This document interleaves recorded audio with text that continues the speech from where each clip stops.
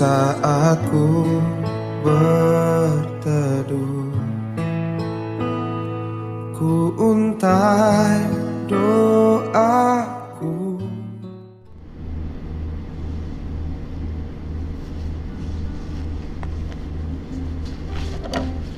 Shalom Bapak Ibu, puji Tuhan kita boleh hari ini diberikan anugerah kasih karunia untuk bisa kembali beribadah kepada Tuhan, diberikan kesehatan, diberikan kesempatan. Nah, mari bersama-sama kita menyiapkan diri untuk beribadah kepada Tuhan dengan kita bersama-sama saat teduh. Mari kita bersaat teduh.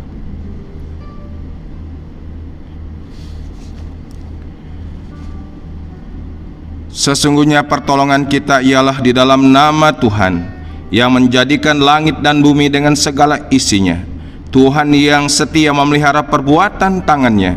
Turunlah atas kita anugerah dan sejahtera dari Allah Bapa dalam Kristus Yesus. Amin. Saya undang dengan penuh hormat jemaat bangkit berdiri. Mari kita mengawali pujian kepada Tuhan. Tuhan Yesus yang begitu luar biasa telah menyediakan tempat bagi kita di surga. Mari kita akan mengangkat pujian lagu Hosana nomor 212, Istana Bagiku, 212.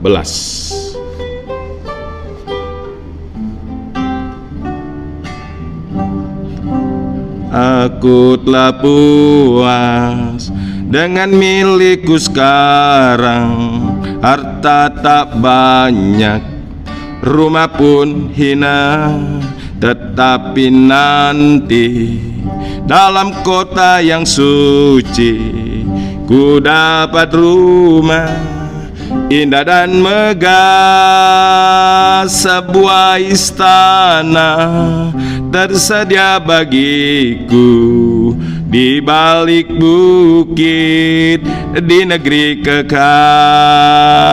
Di sana nanti kita pun akan hidup bersama Tuhan selamanya. Meski menderita banyak susah sengsara di dalam dunia, tempat yang fana, aku percaya Tuhan Yesus di surga telah menyediakan tempat bagiku, sebuah istana tersedia bagiku di balik bukit, di negeri kekal. Di sana nanti kita pun akan hidup bersama Tuhan selamanya. Kita berdoa. Bapa kami di surga, di dalam nama Tuhan Yesus kami sungguh mengucap syukur pada hari ini, hari Minggu, hari kebangkitan, hari kemenangan, dan kami semua umat tebusan bisa beribadah dengan merdeka, dengan penuh sukacita oleh karena kekuatan Roh Kudus. Biarlah semua kami yang telah mempersiapkan diri beribadah di rumah kami masing-masing, kami betul-betul siap dalam penuh kesungguhan beribadah pada hari ini, sehingga lewat pujian dan juga ibadah firman Tuhan, perjamuan kudus boleh mempermuliakan nama Tuhan, sehingga sungguh-sungguh lewat ibadah ini Tuhan dipermuliakan dan kami semua umat-Mu diberkati oleh Tuhan. Dalam nama Yesus kami berdoa. Amin. Ya, baik saudara, kita langsung akan mendengar firman Tuhan pada hari ini. Kita akan membuka kitab suci di dalam kitab Daniel pasal yang ketiga. Pasal yang ketiga, ayat yang pertama sampai dengan yang ke-18.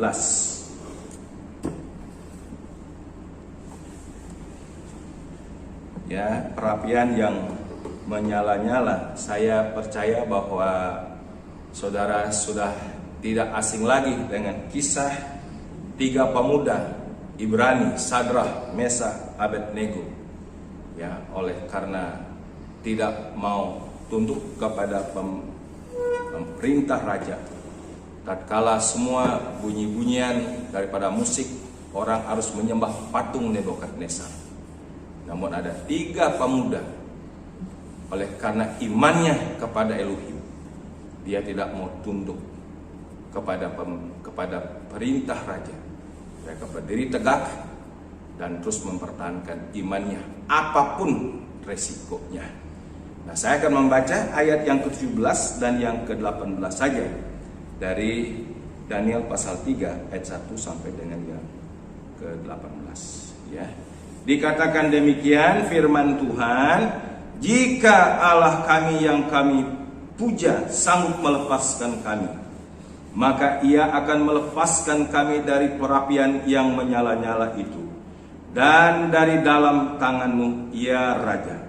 Tetapi seandainya tidak, hendaklah Tuanku mengetahui, ya Raja, bahwa kami tidak akan memuja dewa Tuanku dan tidak akan menyembah patung emas yang Tuanku dirikan itu. Ya, terpujilah Tuhan atas firman-Nya. Berbahagialah kita semua yang selalu cinta firman Tuhan.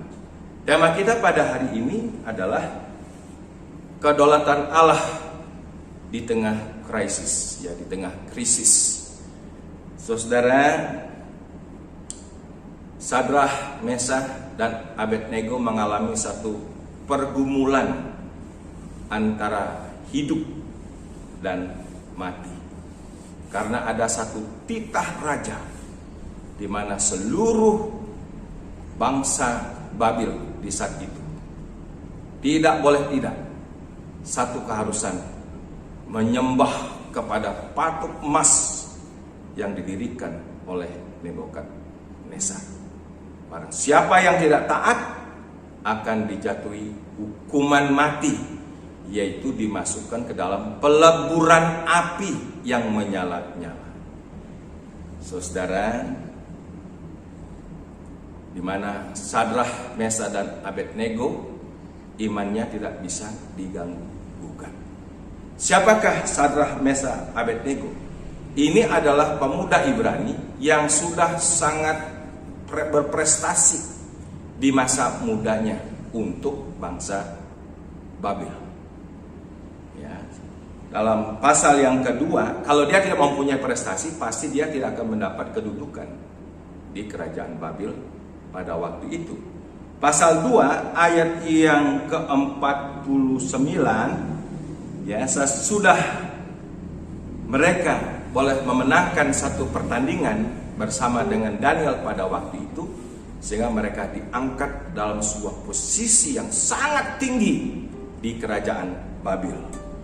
Dikatakan demikian, atas permintaan Daniel, raja menyerahkan pemerintahan wilayah Babil itu kepada Sadrah, Mesakh, dan Abednego, sedangkan Daniel sendiri tinggal di istana raja. Ini mengindikasikan atau menunjukkan secara jelas bahwa pemuda-pemuda ini memiliki prestasi yang sangat luar biasa, yang sangat mengagumkan, yang memberi keuntungan dan reputasi yang tinggi bagi kerajaan Babil di bawah pemerintahan Nebukadnezar pada waktu ini. Ini prestasi yang tidak main-main, saudara.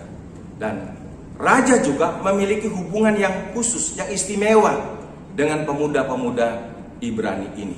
Atas penyertaan Tuhan, mereka bisa menyaksikan tentang hal yang luar biasa dari Tuhan yang disembahnya, yaitu Elohim, dalam tindakannya, dalam perbuatannya, dalam kerjanya, sehingga mereka ini diangkat, diberikan posisi yang strategis, posisi yang penting, posisi yang sangat menentukan juga pada waktu itu. Berarti kan sangat luar biasa, saudara. Makanya di sini kita juga belajar sedikit sejauh mana kita harus tunduk kepada pemerintah. Saudara, kita diwajibkan dalam firman Tuhan Roma pasal 13 harus tunduk kepada pemerintahan. Semua pemerintahan itu direkomendasi oleh Tuhan, termasuk pemerintahan Indonesia ini. Ya. Jadi kita masih taat atas semua kebijakan-kebijakan pemerintah sejauh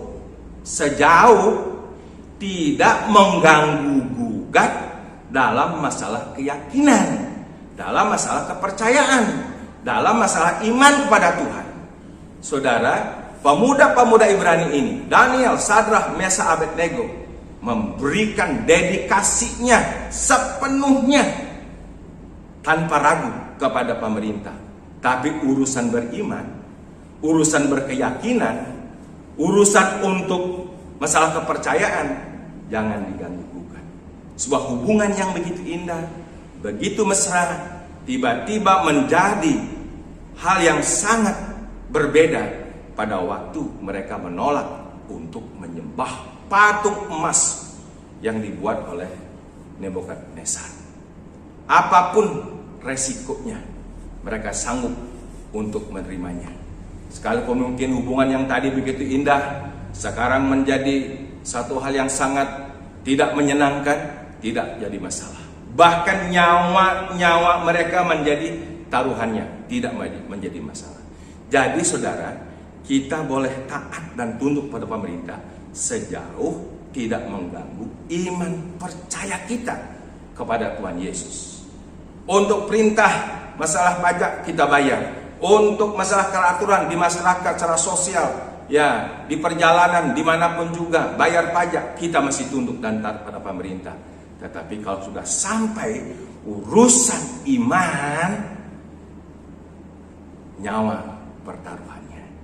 Nah, makanya kita akan belajar, saudara, dari 3 pemuda ini, ya, Sadrah, Mesah, Abednego.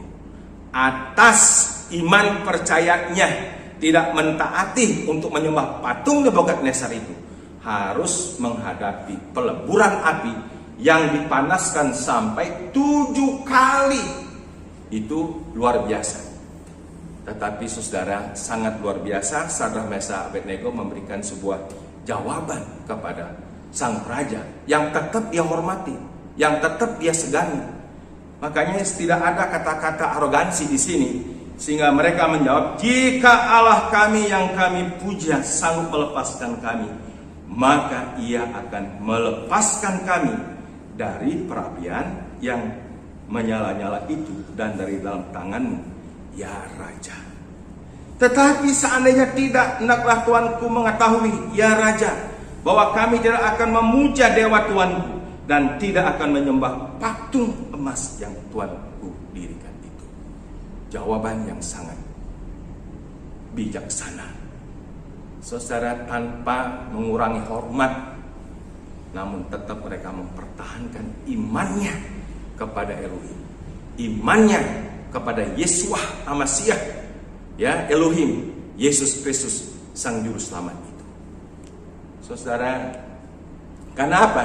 Karena mereka percaya kepada kedaulatan Tuhan. Apa itu kedaulatan Tuhan? Saudara, kedaulatan Tuhan ini berbicara tentang satu iman, kita percaya bahwa Tuhanlah yang kita percaya dalam Yesus Kristus memegang kendali atas seluruh keadaan dan juga atas segala sesuatu.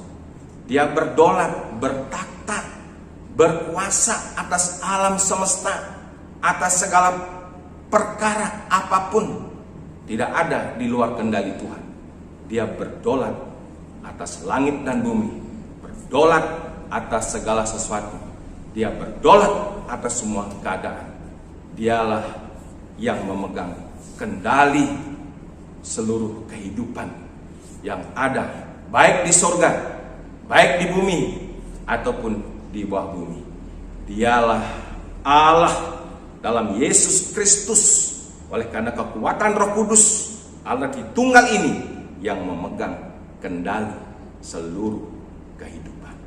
Saudara, makanya Tuhan Yesus itu disebut dalam Efesus pasal 3 ayat yang ke-7. Ya, dialah yang memegang kunci kerajaan Daud. Apabila yang Alfa Omega, Yesus Kristus, membuka pintu, tidak ada seorang pun yang bisa tutup. Kalau dia yang menutup, maka tidak ada seorang pun yang membuka.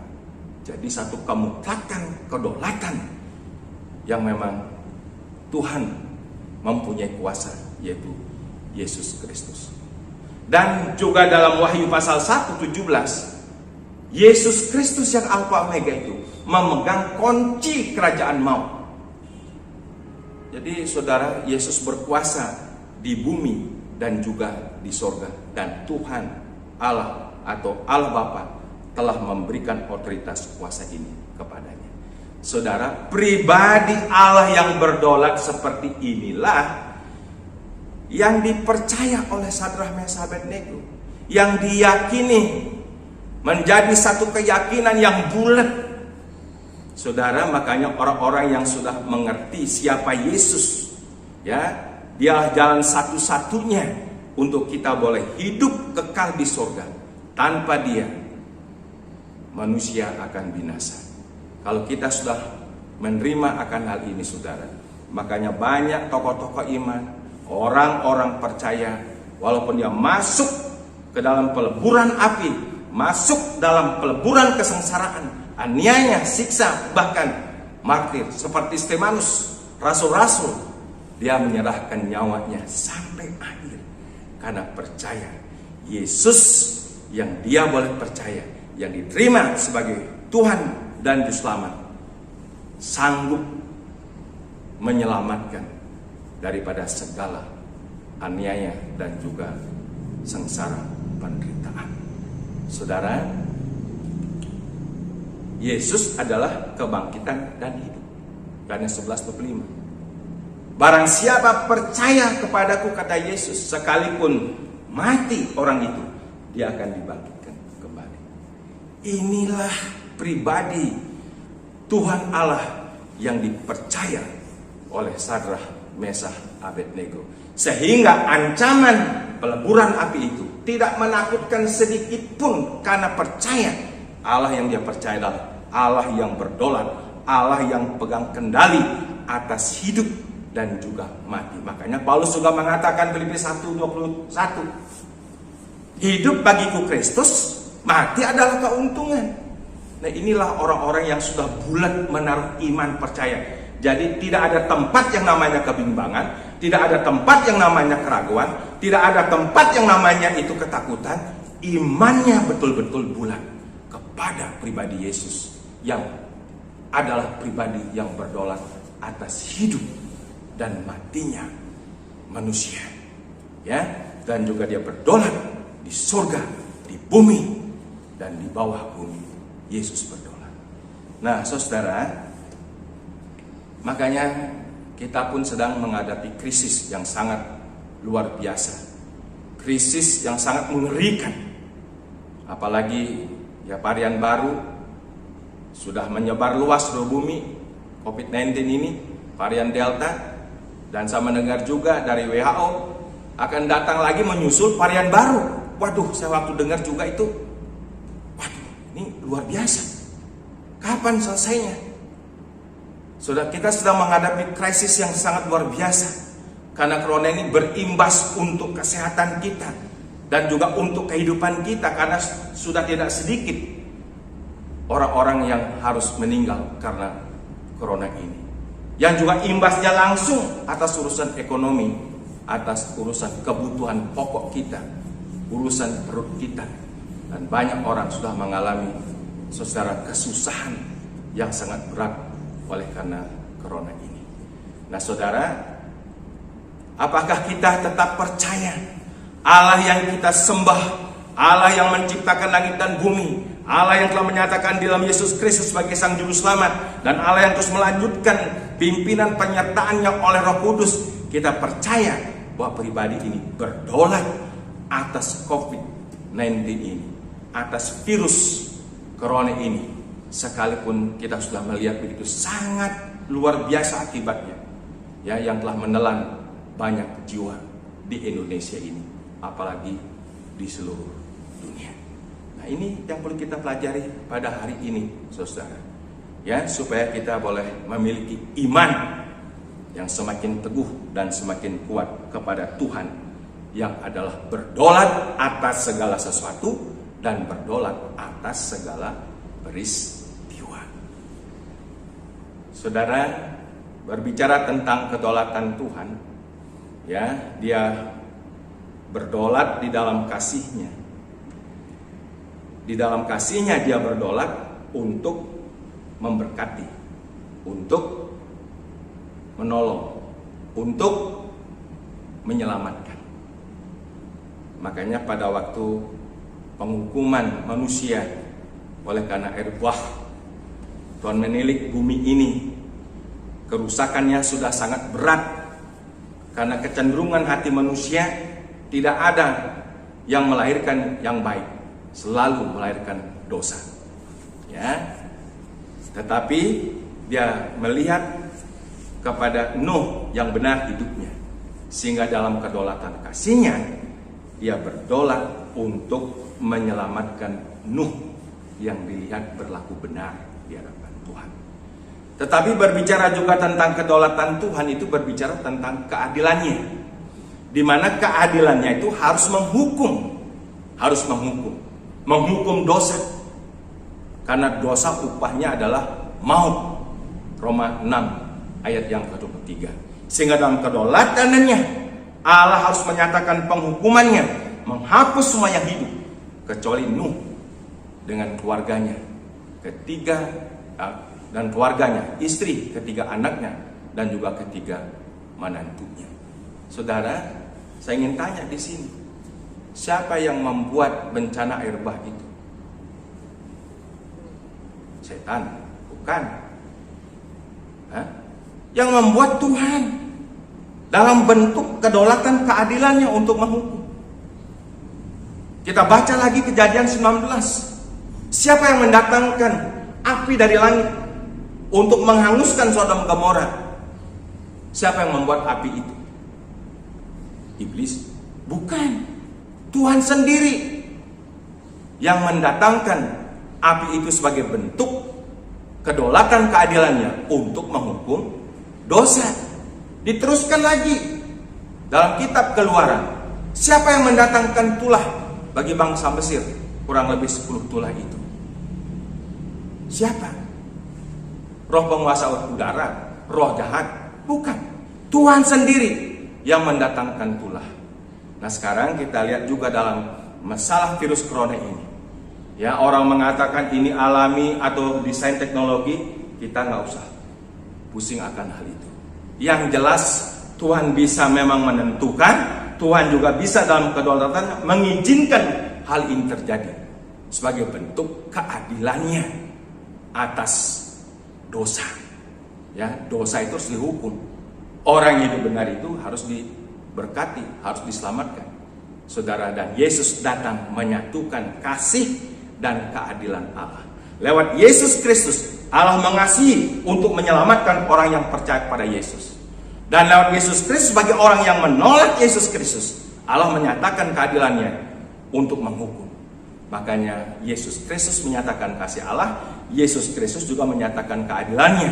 Sehingga di salib, karena dosa-dosa kita, Dia harus menerima hukuman karena dosa manusia, supaya barang siapa yang percaya kepadanya, dia akan menerima kasih Allah, diselamatkan. Barang siapa yang tidak percaya, dia akan menerima keadilan Tuhan, bahwa dosa upahnya adalah maut.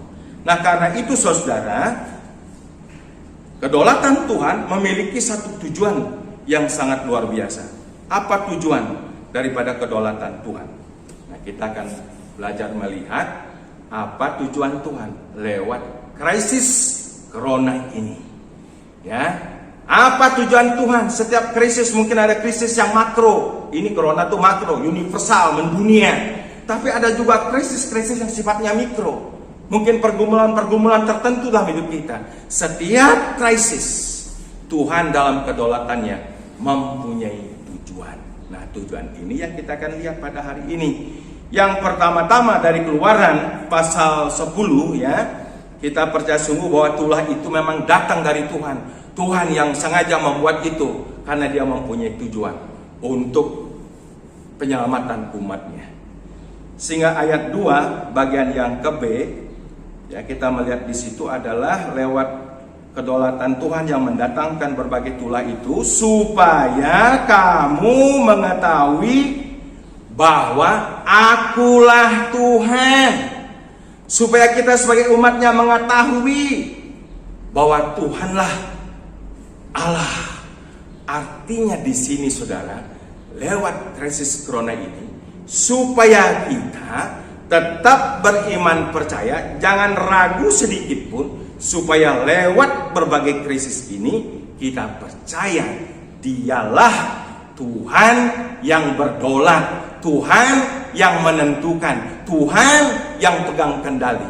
Jadi jangan lemah iman kita, jangan kendor. Justru lewat virus corona yang tidak bisa kita lihat dengan kasat mata ini yang telah menelan ada banyak korban, yang telah berakibat yang sangat tidak baik, harus tetap di tengah-tengah situasi yang sangat negatif, bahkan merugikan. Saya mengajak dengan firman Tuhan pada hari ini lewat kedaulatan Tuhan, saudara dan saya harus lebih percaya, lebih teguh percaya, jangan pernah berubah. Allah kita tak pernah berubah dulu, sekarang, sampai selamanya. Kasihnya, kuasanya, rencananya, tujuannya tak pernah berubah. Saya mengajak di tengah-tengah situasi krisis ini, mari kuatkan hati kita, teguhkan hati kita, lebih lagi percaya kepada Yesus Kristus yang pegang kendali, yang Alfa Omega, yang menutup tidak ada yang bisa membuka, yang membuka tidak ada yang bisa menutup. Mari justru lewat corona, krisis ini yang mendatangkan musibah malapetaka, kita lebih percaya.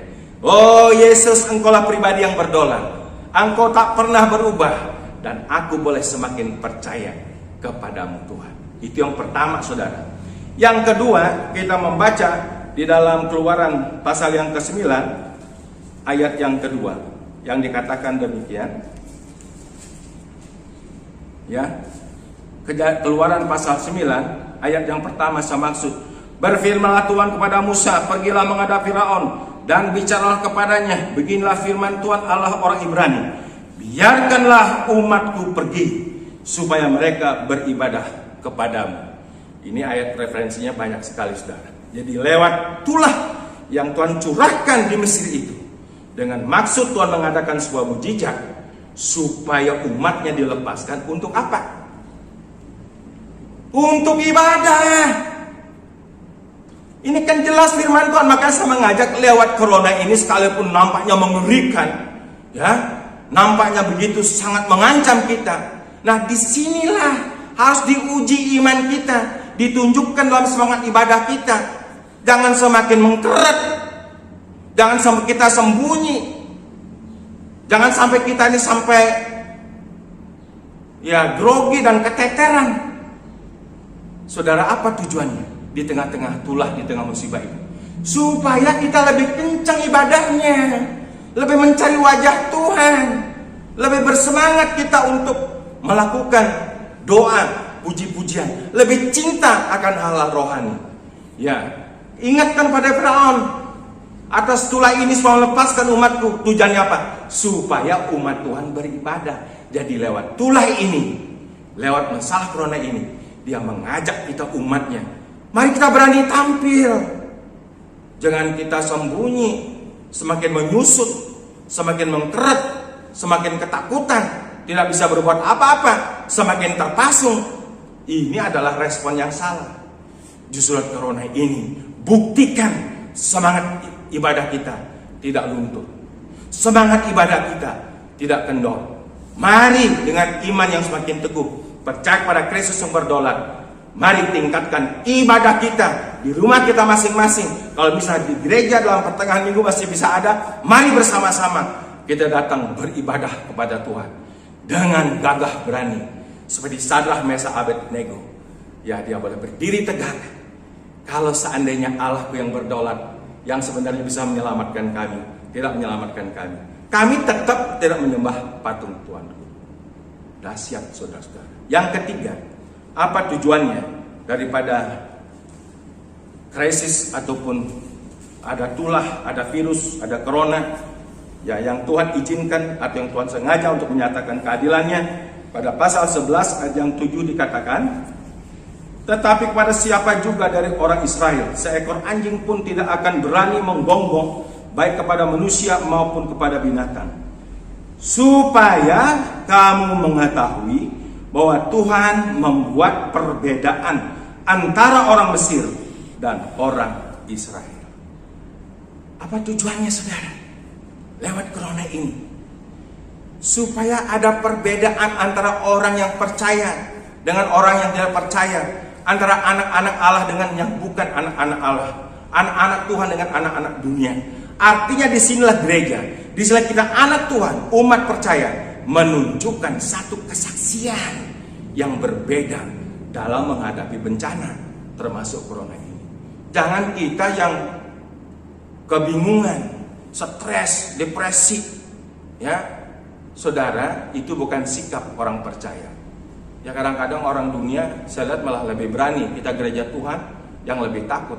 Nah, tunjukkanlah di sini, karena Tuhan mempunyai tujuan lewat tulah itu.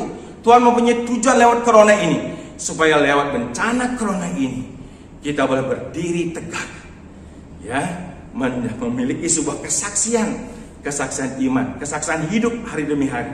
Jangan kita yang kebingungan, jangan kita yang, saudara, tidak seperti mempunyai pengharapan, menjadi bukannya takut ketakutan, bukannya cemas kecemasan, bukannya khawatir kekhawatiran.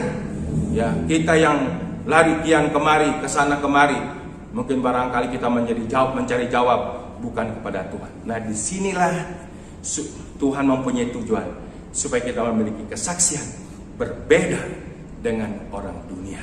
Orang dunia kalau bingung, kocar kacir, kita anak Tuhan tenang.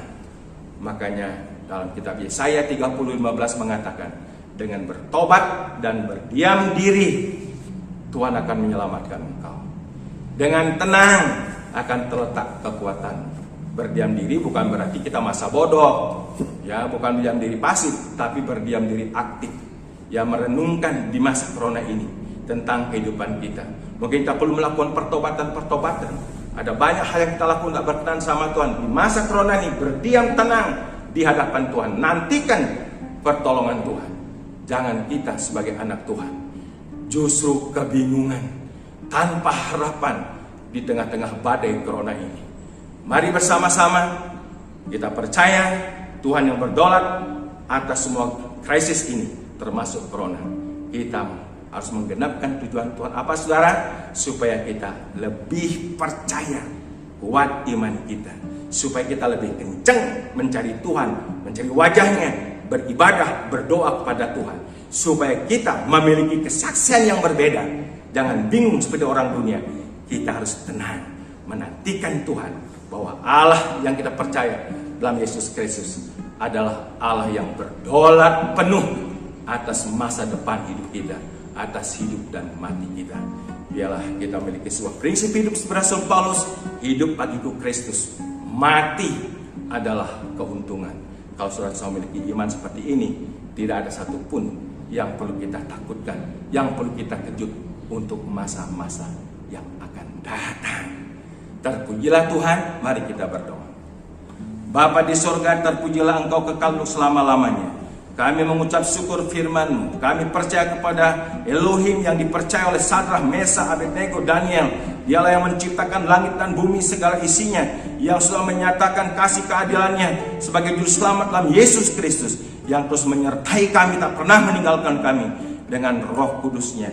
Biarlah kami dibangkitkan kembali, diingatkan kembali, kami tetap di masa corona, di tengah krisis ini, percaya kepada Tuhan Yesus yang berdaulat atas segala sesuatu dan atas segala peristiwa. Dalam nama Yesus kami berdoa. Amin. Baik, saudara sekalian, kita akan meneruskan dengan perjamuan kudus pada saat ini. Mari persiapkan diri kita di dalam doa. Kita ikuti dengan penuh hikmat perjamuan kudus ini. Bagi saudara, Bapak Ibu, bagi jemaat yang belum dibaptiskan, mohon kesabarannya sampai nanti saudara menerima baptisan air demi ketertiban kita dalam berjemaat. Mari kita ambil waktu saat teduh. Sebab apa yang telah kuteruskan kepadamu telah aku terima dari Tuhan, yaitu bahwa Tuhan Yesus pada malam waktu ia diserahkan mengambil roti, dan sudah itu ia mengucap syukur atasnya, ia memecah-mecahkannya dan berkata, inilah tubuhku yang diserahkan bagi kamu, perbuatlah ini menjadi peringatan akan aku. Demikian juga ia mengambil cawan sudah makan lalu berkata, cawan ini adalah perjanjian baru yang dimeteraikan oleh darahku. Perbuatlah ini setiap kali kamu meminumnya menjadi peringatan akan aku. Saudara-saudara, dalam perjamuan kudus ada dua yang dikhususkan atau disakralkan. Pertama adalah roti yang tidak beragi, yang melambangkan tubuh Tuhan Yesus yang suci tanpa dosa, dipecah-pecahkannya, dikorbankannya untuk kita. Sekarang mari kita ambil dan peganglah roti di tangan kanan kita dan angkat tinggi-tinggi. Kita mengagungkan Kristus yang telah mengasihi kita, yang telah berkorban bagi kita semua. Pandanglah roti ini sebagai sebuah peringatan akan pengorbanan Kristus di atas bukit Golgota. Sesuai dengan pernyataan kitab suci bahwa roti ini melambangkan tubuh Tuhan Yesus yang suci, yang dipecah-pecahkannya karena kita. Sekarang terimalah roti ini dengan iman dan makan.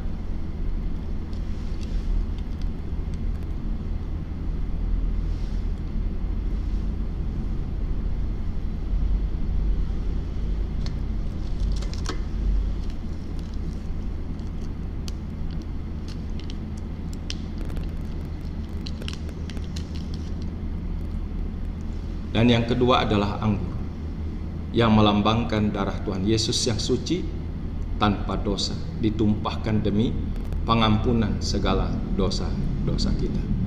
Mari kita angkat, kita renungkan pengorbanan Kristus di kayu salib.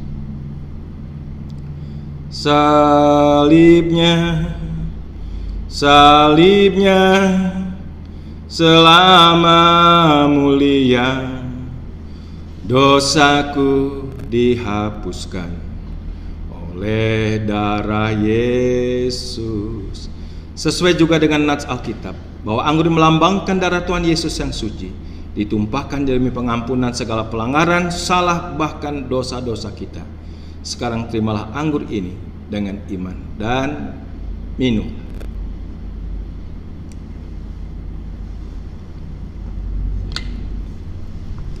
Mari kita berdoa. Bapa di sorga, terima kasih dalam ibadah kami pada hari ini. Kami telah diberkati lewat segala pujian dan firman Tuhan, dan terlebih dengan perjamuan kudus yang boleh kami ikuti.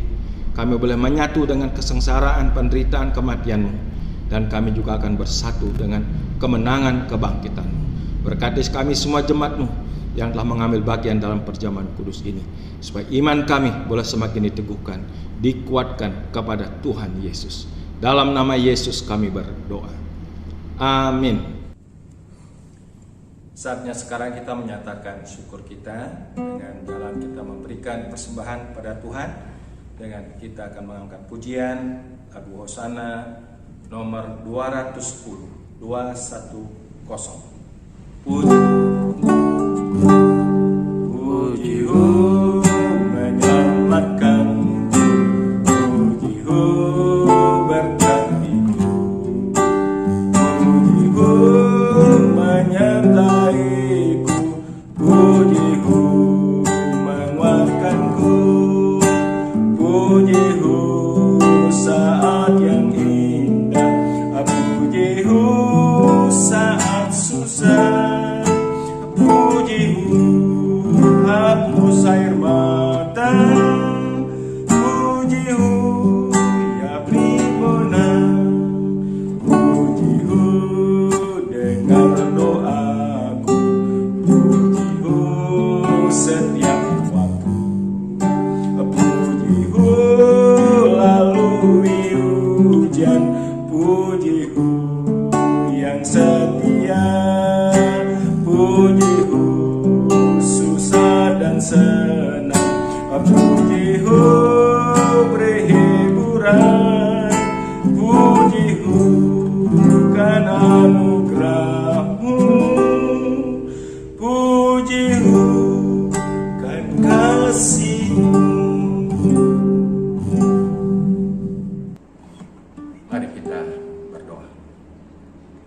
Bapa kami di sorga, terpujilah Engkau berkala untuk selama-lamanya.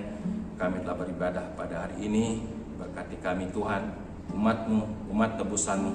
Di tengah-tengah krisis tetap menjalani hidup kami melangkah dengan pasti bersama dengan Tuhan Yesus. Dan hari ini pun kami telah juga membawa segala persembahan kami. Tuhan kiranya memberkati supaya persembahan kami boleh menjadi persembahan yang berkenan kepada Engkau. Kami berdoa untuk seluruh gereja-gereja yang ada dalam berbagai denominasi, termasuk gereja Muslim Kristus berbagai tempat. Berkati kami sebagai gereja Tuhan, supaya keberadaan kami adalah memberi kesaksian yang berbeda, supaya kami sebagai hamba-hamba Tuhan, anak-anak Tuhan, boleh hidup tetap tenang, karena kami percaya kepada Tuhan Yesus yang berdaulat, sehingga kesaksian kami boleh memberikan hal yang positif bagi bangsa ini. Hari ini menyerahkan bangsa negara Indonesia sepenuh tangan Tuhan. Engkau memberkati supaya kiranya usaha-usaha yang tetap dilaksanakan dengan penuh kesungguhan, baik dalam menghentikan corona ini melalui berbagai aturan PPKM, Tuhan memberkati. Vaksin yang sedang dijalani, Tuhan juga memberkati supaya semua bangsa Indonesia ya dengan penuh rela untuk bisa divaksin. Biarlah kiranya semuanya mendatangkan kebaikan bagi negeri.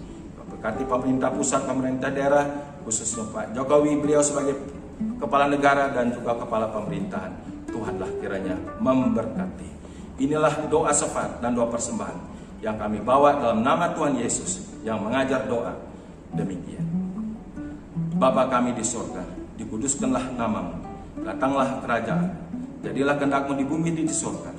Berilah pada hari ini makan kami secukupnya, dan ampunilah kesalahan kami seperti kami telah mengampuni orang lain yang bersalah pada kami. Janganlah membawa kami ke dalam pencobaan, tetapi lepaskanlah kami segala yang jahat, karena Engkau punya kerajaan dan kuasa dan kemuliaan sampai selama-lamanya. Terimalah berkat daripada Tuhan. Kiranya damai sejahtera dari Allah Bapa yang limpah sempurna, kasih karunia penebusan dalam Kristus Yesus Putra yang tunggal, serta janji penyertaan oleh Kudus menyertai saudara sekalian sekarang ini sampai selama-lamanya. Amin. Amin. Amin. Amin.